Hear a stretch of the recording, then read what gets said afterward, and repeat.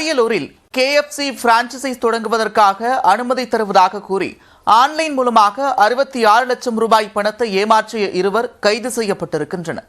போலி வெப்சைட் தொடங்கி மோசடி அரங்கேற்றப்பட்டது எப்படி? அரியலூர் மாவட்டத்தைச் சேர்ந்தவர் கொடஞ்சிநாதன். இவர் KFC சிக்கன் உள்ளிட்ட உணவுப் பொருட்கள் விற்பனையகம் தொடங்குவதற்காக பிரான்சைஸ் பெறுவதற்காக இணையத்தில் தேடி வந்தார்.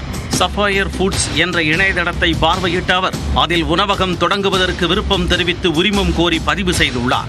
அந்த இணைய முகவரியில் KFC கிளை தொடங்குவதற்காக NOC, லைசன்ஸ், செக்யூரிட்டி டெபாசிட் மற்றும் ரிஜிஸ்ட்ரேஷன் ஃபீஸ் என பல்வேறு காரணங்களை கூறி முன்பணம் செலுத்துமாறு அறிவிப்புகள் கொடுத்து கொண்டே இருந்தனர். அதன்படி பல்வேறு தவணைகளாக மொத்தம் 66,20,000 ரூபாய் பணத்தை அவர்கள் கூறிய வங்கி கணக்குகளில் செலுத்தியுள்ளார் கொடஞ்சிநாதன். பணம் செலுத்தி நீண்ட நாட்களாகியும் உரிமம் தருவதற்கான எந்த ஒப்பந்தமும் மேற்கொள்ளாத நிலையில் சந்தேகமடைந்த கொடஞ்சிநாதன் அவர்களை தொடர்பு கொள்ள முயன்றுள்ளார். ஆனால் அவர்கள் தங்கள் தொடர்புகளை முழுமையாக துண்டித்துக் கொண்டுள்ளனர். தான் ஏமாற்றப்பட்டதை உணர்ந்த அவர் இணைய குற்றப்பிரிவு போலீசாரிடம் புகார் அளித்தார். வழக்கு பதிவு செய்த போலீசார் நூதன மோசடி தொடர்பாக விசாரணையை தொடங்கினர். பணம் செலுத்திய வங்கி கணக்கை முடக்கிய போலீசார் அதிலிருந்து 6,03,000 ரூபாய் பணத்தை மட்டும் மீட்டனர். அதன் பின் வங்கி பண பரிவர்த்தனைகள் மற்றும் தொலைபேசி எண்களை தொடர்ந்து ஆய்வு செய்து கண்காணித்து வந்தனர். குற்றவாளிகள் கர்நாடக மாநிலம் பெங்களூர் பகுதியில் இருப்பது போலீசாருக்கு தெரிய வந்தது. குற்றவாளிகளை கைது செய்ய கர்நாடகா விரைந்த தனிப்படை போலீசார் தீவிர கண்காணிப்பிற்கு பிறகு குற்றவாளிகளை சுற்றி வளைத்து பிடித்தனர்.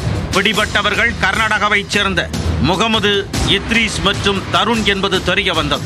அவர்களிடம் நடத்தப்பட்ட விசாரணையில் இருவரும் மோசடிக்கு உடந்தையாக செயல்பட்டதும் முக்கிய குற்றவாளி பீகாரில் பதுங்கியிருப்பதும் தெரிய வந்தது. இவர்கள் இதுபோன்று போலியான வெப்சைட்களை தொடங்கி இணையத்தில் உலவ விடுகின்றனர். அதில் சிக்கும் கொடஞ்சிநாதன் போன்ற நபர்களிடம் ஆசை வார்த்தை கூறி பல்வேறு தவணைகளாக பணத்தை பறிப்பதுதான் இவர்களது தொழில். மோசடி பணத்தை பெறுவதற்கென்றே பல்வேறு வங்கிகளில் சுமார் 15 போலி கணக்குகளை தொடங்கியிருப்பதும் தெரிய வந்தது.